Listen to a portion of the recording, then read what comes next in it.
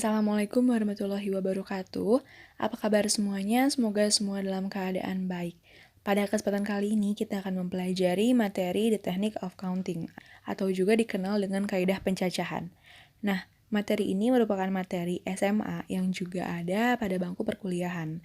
Contohnya di kuliah matematika diskrit ataupun kuliah statistika matematika pada program pendidikan matematika. Tapi sebelum kita mulai, jangan lupa like dan share apabila video ini bermanfaat dan juga subscribe untuk mendapatkan notifikasi pada setiap video baru terkait video pembelajaran seperti kali ini. Oke, langsung kita mulai. The Technique of Counting. Nah, kira-kira apa sih yang kita pelajari di sini? Sebenarnya ini merupakan suatu teknik atau seni menghitung. Biasanya kita itu menghitung kemungkinan-kemungkinan tanpa kita sadari. Misalkan saat kita pergi ke restoran, kita hendak memilih menu. Berarti kan kita sebenarnya berpikir untuk memilih menu yang mana. Nah, kemungkinan pemilihan menu kita dapat kita hitung dengan teknik ini. Sebelumnya kita akan lihat dulu materinya. Yang pertama, the product rule atau aturan perkalian. Nah, di sini ini adalah definisinya. Saya ambil dari buku Neil H. Rosen dengan judul Discrete Mathematics and its Application. Jadi the product rule di sini tuh maksudnya adalah saat kita akan memilih suatu kemungkinan yang dimana kemungkinan itu dapat kita bagi menjadi dua, misalkan prosedur 1 dan prosedur 2. Nah, kedua prosedur itu tuh terjadi secara bersamaan. Berarti kata kuncinya adalah prosedur 1 dan 2. N gitu ya, jadi dan. Gimana sih contohnya? Oke, contohnya adalah di soal ini. Bisa dibaca dulu.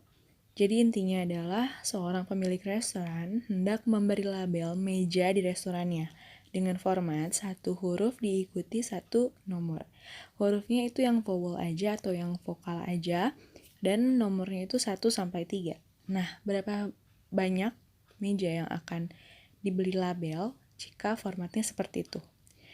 Oke, di sini kita akan coba dulu. Yang pertama adalah kita coba dengan cara mencacah kemungkinannya. Jadi kalau kita ingin memberi label, ini menggunakan the product rule sebenarnya. Cuman awalnya coba kita cacah dulu ya. Misalkan table number-nya berarti yang pertama hurufnya dulu, A, I, U, E, dan O. Kemudian huruf ini diikuti dengan 3 angka. Bisa angka 1, ataupun angka 2, dan angka 3. Berarti kita memiliki meja nomor A1, A2, A3. Begitu seterusnya, I1, I2, I3, U1, U2, U3, E1, E2, E3, dan juga O1, O2, dan O3. Nah, dengan cara mencacah seperti ini, kita bisa langsung memperoleh berarti 5 huruf dikali 3 angka, yakni 15 meja. Nah, ini dapat kita langsung gunakan kaidah perkalian dengan cara mengkalikan kemungkinan huruf dan kemungkinan angkanya. Jadi, kalikan semua kemungkinan. Karena mejanya itu terdiri dari huruf dan angka, nah kata hubungnya dan ya, berarti ya tadi kita tidak perlu mencacah, apalagi nanti saat hurufnya ada 26 misalkan. Angkanya ada 100. Nah, kan kalau mencacah itu akan membutuhkan waktu yang lama dan tidak efisien. Jadi bisa langsung kita gunakan the product rule. Oke, paham ya? Selanjutnya, the sum rule. Nah, ini sebenarnya agak mirip dengan the product rule, tapi di sini kata hubungnya adalah atau. Maksudnya gimana? Jadi saat kemungkinan itu kita bisa pilih kemungkinan yang pertama atau yang kedua. Prosedur yang pertama atau prosedur yang kedua. Nah, contohnya gimana? Oke, bisa dibaca dulu. Nah, di sini katanya Lisa ingin memesan suatu minuman. Nah, ini bisa menggunakan aturan penjumlahan. Kenapa? Karena dia hanya yang ingin memesan satu minuman, sedangkan minuman yang tersedia ada sebanyak tadi 15 teh, 10 kopi, dan 5 minuman lainnya. Sedangkan dia hanya akan memilih satu minuman, berarti or. Jadi dia hanya akan memesan teh atau kopi atau minuman lainnya. Maka kemungkinannya atau possibility-nya bisa kita langsung jumlahkan semuanya. 15 tambah 10 tambah 5. Jadi ada 30 pilihan minuman yang dapat diorder oleh Lisa. Oke. Lanjut lagi. Selanjutnya adalah permutasi atau permutation. Nah, di sini permutasi ini adalah suatu aturan apabila kita ingin mengambil sebagian dari seluruh yang tersedia. Misalkan di sini R dari N. Jadi permutasi R unsur dari N unsur. Cara penulisannya bisa seperti di layar atau juga bisa N PR. Tetap dibacanya sama, yakni permutasi R unsur dari N unsur. Gitu. Oke, ini sebenarnya ada temennya, yakni kombinasi. Ya, hampir mirip definisinya, cuma perbedaannya ada di penyebutnya. Secara rumus ya, jadi perbedaannya ada di rumusnya, yakni bagian penyebut. Nah, tapi sebenarnya bagaimana sih perbedaan mereka secara mendasar?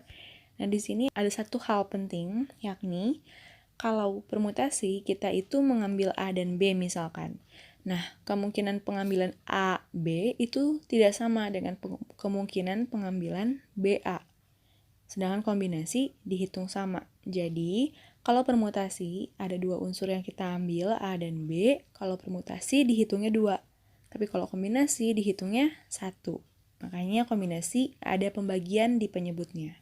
Coba kita langsung lihat contoh yang permutasi dulu. Nah, contohnya ini. Keluarga Mira hendak memesan meja di suatu restoran. Begitupun dengan keluarga Lisa. Kemudian, meja yang tersedia ada 10. Nah, bagaimana cara pemesanan meja oleh kedua keluarga tersebut?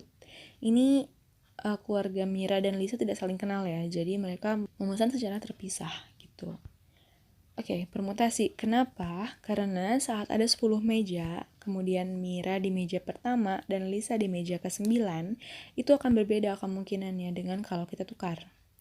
Nah, kalau berbeda seperti ini, berarti aturannya adalah aturan permutasi. Oke, langsung kita hitung permutasi 2 dari 10 berarti. Langsung dihitung 10 faktorial dibagi 10 dikurang 2 faktorial. Nah, faktorial itu adalah perkalian menuju 1 gitu ya. Jadi misalkan 10 faktorial berarti 10 kali 9 kali 8 kali 7 kali 6 9 sampai 1. Tapi karena di bawahnya 8 faktorial bisa langsung kita sederhanakan. Kita bagi ya saling membagi antara ruas atas dan ruas bawah. Jadi kita peroleh hasilnya adalah 10 kali 9 sama dengan 90.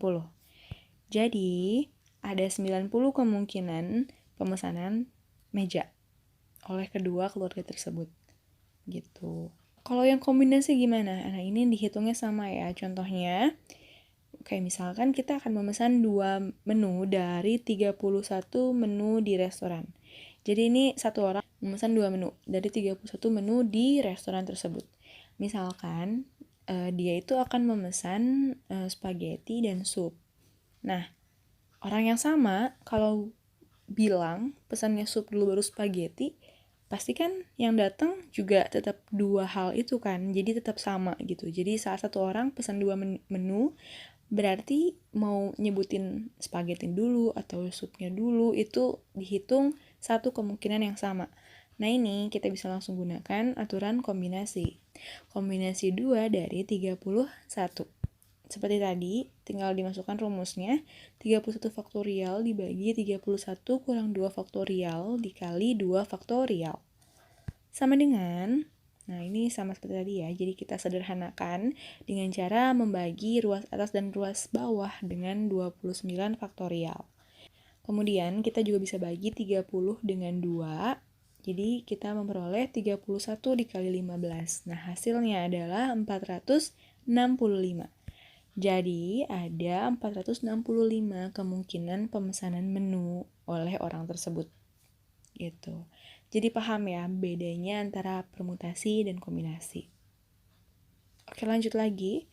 Nah, ini permutasi itu ada banyak modelnya. Misalkan yang sekarang akan kita bahas adalah permutasi dengan pengulangan. Jadi langsung aja kita ke contohnya. How many different bit string of length 7 are there? Nah, di sini bit string itu apa? Bit string itu adalah ya suatu kalimat komputasi yang terdiri dari 2 angka. Bisa 0 ataupun 1 gitu. Jadi kalau nggak 0 isinya 1. Seperti yang ada di gambar di layar. Nah, di sini saat kita hendak menyusun bit string yang panjangnya itu 7, berarti kemungkinan penyusunannya itu yang pertama, kita coba dulu bikin 7 box. Di sini 7 box ini bisa berisikan elemen 0 atau 1. Berarti kemungkinan dari setiap boxnya ini ada 2 kemungkinan. Maksudnya apa 2? Ya tadi 0 atau 1. Nah, setiap boxnya sama kan 2 kemungkinan semua. Dan karena kita ingin 7 bit string secara bersamaan, berarti kata hubungnya adalah dan. Dan kalau kata hubungnya dan, berarti kita menggunakan aturan perkalian gitu. Jadi ini kalikan semuanya. Kemungkinan untuk box yang pertama itu 2, dikalikan kemungkinan yang kedua yaitu 2, sampai kemungkinan yang ketujuh 2. Artinya kita memperoleh 2 pangkat 7 sama dengan 128. Jadi kesimpulannya adalah ada 128 bit string yang berbeda dengan panjang 7.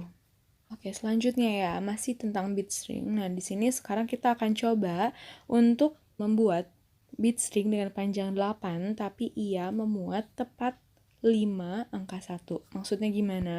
Sediakan dulu tempatnya. Kemudian kita hendak meletakkan 5 angka 1 dan 3 angka 0 berarti kan kalau panjangnya 8. Nah, kira-kira kemungkinan seperti apa? Apakah sama dengan yang atas, yakni menggunakan permutasi dengan pengulangan atau yang lain? Oke, kalau kita perhatikan, kita hendak memilih 5 tempat dari 8 tempat yang tersedia. Dan ini tuh kan angka satunya sama semua ya, jadi ini kita bisa gunakan langsung kombinasi 5 dari 8. Kita ambil 5 tempat dari 8 tempat yang tersedia. Gitu. Jadi, langsung saja di sini menggunakan kombinasi. 8 faktorial dibagi 8 kurang 5 faktorial dikali 5 faktorial. Oke, kita sederhanakan. Nah, akhirnya kita peroleh 56. Jadi, ada 56 kemungkinan bit string yang berbeda. Jadi, meskipun sama-sama bit string, langkah pengerjaannya itu belum tentu sama ya. Jadi dilihat lagi apa yang ditanyakan dan bagaimana cara menyelesaikannya. Oke, kita lanjut lagi. Selanjutnya adalah permutasi unsur yang sama. Nah, ini pernah kalian pelajari juga di SMA. Permutasi unsur yang sama maksudnya gimana? Oke, jadi di sini kita coba menyusun beberapa unsur, tapi ada yang samanya. Contohnya seperti apa?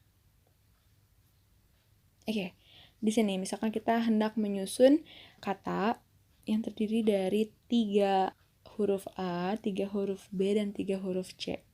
Gitu. Jadi katanya tuh maksudnya seperti ini. Misalkan A, B, B, B, C, C, C, atau A, B, A, B, B, C, C, C, atau A, B, B, A, B, C, C, C. Jadi intinya kita ingin menukar-nukar hurufnya. Nah, apa yang terjadi atau berapa kemungkinannya? Nah, di sini berarti menggunakan permutasi unsur yang sama. Oke, kita ingat-ingat kembali permutasi unsur yang sama bagaimana? Oke, seperti ini. 3, 3, 3, P9. Maksudnya gimana? Ya tadi 3 huruf A, 3 huruf B, 3 huruf C dari 9 huruf yang tersedia. Oke, langsung 9 faktorial dibagi 3 faktorial kali 3 faktorial kali 3 faktorial. Jadi jawabannya adalah, sederhanakan dulu sampai sangat sederhana. Di sini berarti tersisa 8 kali 7 kali 6 kali 5 sama dengan 1680.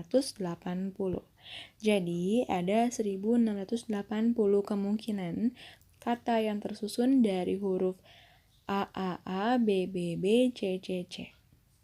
Lanjut lagi. Nah, di sini combination with repetition. Kombinasi dengan pengulangan. Oke, mungkin ini suatu hal yang baru, jadi langsung aja kita lihat contohnya. Oke, sama ya. Ini juga kita sedang berbicara tentang cara menyusun huruf. Nah, tapi di sini bedanya kita hendak memilih 3 huruf saja dari kumpulan huruf yang tersedia. Yang tadi A, B, B, B, C, C, C. Kita hendak memilih 3 huruf, maka itu menggunakan kombinasi gitu. Jadi 3 dari 9, tapi ada unsur yang sama gitu. A-nya tuh berulang, B-nya berulang, C-nya berulang. Nah, kira-kira gimana? Oke, kita perhatikan dulu. Kita ingin memilih 3 huruf. Kemudian, kita memiliki 3 kelompok. Maksudnya apa? 3 kelompok itu adalah kelompok A, kelompok B, kelompok C, C. Kenapa kita sekat? Karena dia adalah unsur yang berbeda. Gitu. Jadi kita akan tambahkan bar. Barnya ada 2. Gitu. Jadi sekat ya. Sekatnya itu ada 2. Jadi dari 3 huruf yang kita pilih, kita bubuhkan 2 sekat. Oke, ilustrasi lebih mudahnya seperti ini sih. Misalkan kita hendak memilih 3A. Berarti kan 3A, kemudian 2 bar. Maksudnya apa? Ya kelompok B-nya kosong, kelompok C-nya juga kosong, karena ingin memilihnya 3A. Atau misalkan 3B, berarti kelompok A-nya kosong, dikasih bar, kelompok B-nya 3-3-nya, dikasih bar lagi, kelompok C-nya yang kosong. Atau misalkan 3C, berarti kelompok A dan B-nya kosong, sedangkan kelompok C-nya ada 3 isinya. Terbayang ya, jadi bar itu adalah ya sekat gitu, yang memisahkan antara ketiga kelompok. Nah, misalkan ini nih, yang tercampur, misalkan 2A, 1B. Berarti 2A disekat dulu, 1B disekat lagi, dan C-nya kosong. Oke, bisa dipahami ya? Jadi begitu cara untuk mengerjakannya. Kalau kita cacah, ini ada 10 kemungkinan. Nah, kira-kira cara untuk menghitungnya dengan lebih mudah seperti apa gitu. Ini kan hanya ada 3 kelompok dan hanya memilih 3 huruf. Nah, kalau nanti akan lebih banyak lagi, kalau kita cacah itu butuh waktu yang sangat lama dan tidak efektif. Jadi, bisa langsung kita gunakan kombinasi dengan pengulangan. Nah, caranya adalah, kita akan memilih 3 huruf dari 5 tempat. Kenapa 5 tempat? Karena tempatnya itu ada 3 huruf dan 2 bar atau sekat. Jadi ada 5. Ya, 3 tambah 2. Gitu. 3 huruf dari 5 tempat. 5 faktorial dibagi 5 kurang 3 faktorial dikali 3 faktorial. Nah, jawabannya adalah 10. Jadi, ada 10 kemungkinan pemilihan huruf tersebut. Gitu. Jadi sama ya, jadi antara kita mencacah nasi itu sama aja. Asal tadi dipahami dulu apa yang hendak kita cari. Oke. Nah, jadi kita sudah bahas aturan perkalian, aturan penjumlahan, permutasi, dan kombinasi. Ini agak mengulang sih sebenarnya. Jadi nanti bisa kalian pelajari lagi dengan cara tadi latihan-latihan lagi soal-soal yang beragam gitu. Jadi cukup sekian pembelajaran kali ini. Semoga bisa dipahami. Wassalamualaikum warahmatullahi wabarakatuh.